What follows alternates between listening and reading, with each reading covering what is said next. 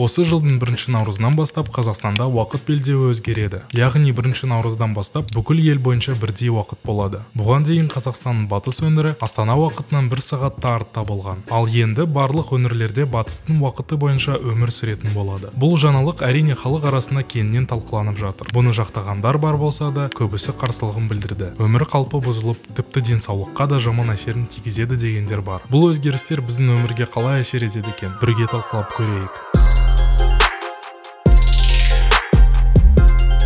Алдымен уақыт белдеуі деген не? Оның пайда болу тарихына шағын шолу жасап кетейік. Кейін Қазақстанның уақыт белдеуі жайлы және болар өзгерістердің жақсы жағы мен жаман жақтарын салыстырайық. Белдеулік уақыт бүкіл жер бетін меридиан бойынша 24 сағаттық белдеуге бөлуге негізделген уақытты есептеу жүйесі. Әр сағаттық белдеу 15 градустан тұрады және меридиандағы орнын өзінің жергілікті уақыты бар. Белдеулік уақыт 19 ғасырда ғана Ұлыбританияда темір жол қатынасы дами бастағанда пайда болды. Бұған дейін әр елді мекен уақытты жергілікті күн сағатымен анықтаған. Бірақ пойыздардың жүру уақыты жергілікті уақытпен келіспей, адамдар шатасып, пойызға кешігіп қалатын болды. Сонымен қатар сайлау, биржадағы сауда сияқты процестердің өткізуін де қиындатты. Осы мәселені шешу уақытты белдеулерге бөліп санауға алып келді. Әлемнің сағаты пен уақытын дүниежүзілік үйлестірілген уақыт стандарты бойынша есептейді. Ағылшынша Coordinated Universal Time, немесе қысқаша UTC. Бүкіл жер планетасы солтүстіктен оңтүстікке дейін тігінен бөлінген. Ортаңғы нөлдік белдеуден әр уақыт белдеудің -12-ден +12-ге дейін өзіндік мәні бар. Мысалға, Астана UTC +6 уақыт белдеуіне орналасқан. Әзірше, ал Лондон UTC 0 уақыт белдеуінде орналасқан. Сондықтан Лондонның жергілікті уақыты Астанадан 6 сағат артта жүреді. Қазақстанда осыған дейін 2 уақыт белдеуі болған. Атырау, Ақтөбе, Батыс Қазақстан, Қызылорда және Маңғыстау облыстары UTC +5 белдеу уақытымен жүрген. Ал Қазақстанның қалған аумағы UTC +6 белдеу уақытында болған. Сондықтан еліміздің батыс өңірі басқаларынан 1 сағат артта болған. Енді 2024 жылдың 1 наурызында сағат 12-ден бастап Қазақстан толығымен бір уақыт белдеуі UTC +5-ке көшеді. Сонда уақыт бойынша бұл өзгеріс батыстың тұрғындарына әсер етпеуі мүмкін. Бірақ басқа аймақтағы тұрғындары үшін өмірінің уақыты 1 сағатқа артқа шегінетін болады. Бұлай уақыт өзгеруінің жақсы мен жаман жақтарын талдап көрейік. Алдымен жақсы жағын айтайық.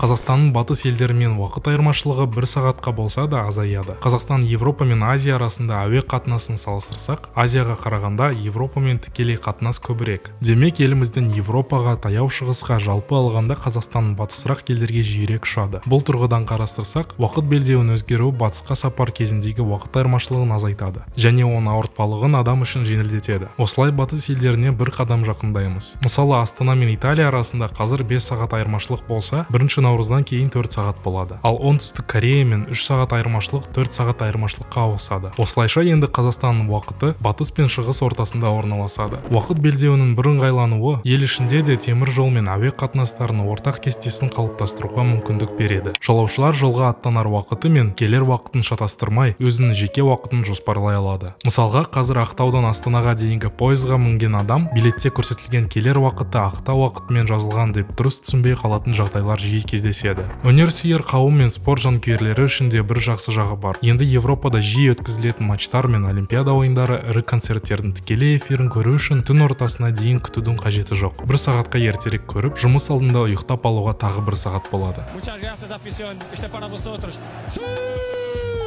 Өзгерген уақыттың кемшілігі де бар. Болар өзгеріс шығыс Қазақстан тұрғындары үшін қолайсыз. Мысалы, Өскеменде өзгерген уақыт белдеуі бойынша жазда күн тым ерте сағат 3-те шығатын болса, қыста да күн ерте бататын болады. Түстен кейін сағат 4-те. Күн жарығының азаюы тұрғындарда табиғи дәруменнің жетіспеушілігіне алып келеді. Және бұл өзгеріске қарсы болудың жалғыз себебі ғана емес. Сондықтан олар уақытты тағы 1 сағатқа артқа емес, керісінше 1 сағатқа алдыға өзгерту, яғни шығыс Қазақстанды UTC +7 белдеуіне ауыстырған дұрыс дейді. Енді бүкіл елде ертерек күн атса, күн батысы да ерте басталады. Тұрғындар үшін бұл қолайлы емес шығар. Себебі жұмыстан кейінгі жеке шаруаларды күн батарда тындыратын боламыз. Түстен кейін оқитын балалар сабақтан қараңғыда қайтады. Ал қараңғыда қорқынышты болып, белгілі қауіптерге ұшыраудың мүмкіндігі бәлкім көбейеді. Әсіресе қыс мезгілінде қиын болады. Суық ауа райы, күн жарығының азаюы баланы да, ересек адамды да шаршатады. Сондай-ақ қараңғы уақытта қаланы жарықтандыру үшін қолданылатын электр қуатын көбірек қолдануға алып келеді. Еговтың ашық нормативтік әлеуметтік құқықтар актілер порталдағы түсіндірме жазбаға қарасақ, бұл жоба халықтың денсаулығы, экономикасы және қауіпсіздігі үшін табиғи уақытқа мүмкіндігінше жақын тұрақты уақыт белдеулеріне пайдалану үшін жасалған. Сондай-ақ, озық уақытты қолдану бірқатар аурулардың өршуіне ықпал етеді және факторлардың бірі болып табылады. Ең алдымен шаршаудың жинақталуында, ақыл-ой және физикалық жұмысқа қабілеттіліктің төмендеуінде, ұйқының бұзылуында, ас қорытудың бұзылуында және тағы да басқа көрсетілген десинхронизмді атап өткен жөн, деп жазылған. Сонда бүкіл Қазақстан аумағын UTC+5-ке көшірсе, Шығыс Қазақстан тұрмысы табиғи уақытынша қайшы болып, керісінше денсаулығына зиян келтіреді емес пе? Дегенмен Қазақстан едәуір бөлігі қазір UTC+5 уақыт белдеуінде бола тұрып, өзінің географикалық уақытынан озып UTC+6 уақыт белдеуі бойынша өмір сүреді. Мамандардың айтуынша, уақыт белдеуінің өзгеруі жергілікті тұрғындардың тұрмысына табиғи уақытына сай келтіреді. Жалпы бұл тақырыпқа қарасақ, бір-біріне қайшы келетін пікірлер көп. Біреуге жағып, біреуге зақым келтіреді. Бірақ бұның салдарын көру үшін осы уақытпен кем дегенде 1 жыл өмір сүріп көру керек шығар. Жылдың 4 мезгілінде күннің шығыс пен батыс уақыты, біздің өмір қалпымыз қаншалықты өзгереді екен. Уақыт өте бұған да бәлкім үйреніп кетеміз. Ал сіз өзгеріске қалай қарайсыз? Сіздің өмір тәртібіңізге әсер етеді деп ойлайсыз ба? Комменттерде бөлісіңіздер.